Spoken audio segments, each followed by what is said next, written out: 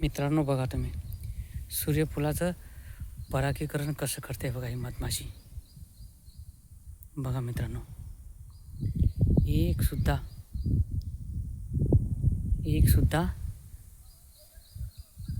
त्याची G B असते प्रत्येकाचं परागीकरण करते बघा. बघा मित्रांनो, बघा आगे मोहरची माशी बघा.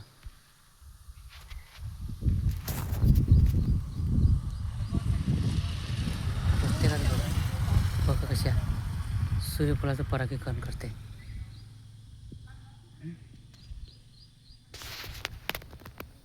एक सुद्धा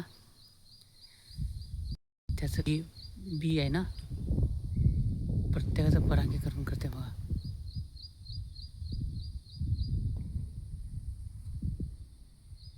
योग्य ठराविक वेळेत परागीकरण करते तेव्हा ते त्याची बी पूर्ण भरते. बघा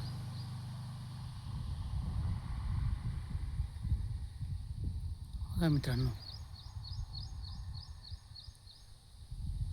पूर्ण ते परागीकरण तोंडात जमा करते आणि मग पोळ्यामध्ये नेते बघा ती.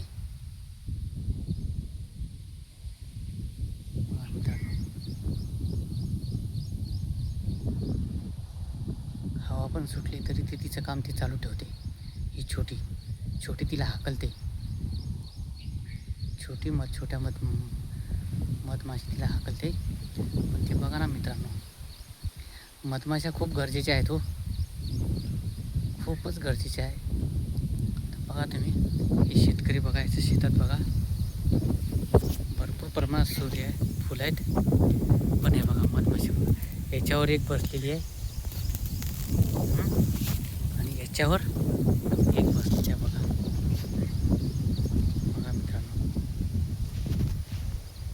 किती मोठ्या प्रमाणात या प्रत्येक सूर्यफुलाचं बीचं परागीकरण ही मधमाशी करते आणि नंतरच ते सूर्यफूल पूर्ण भरले जाते.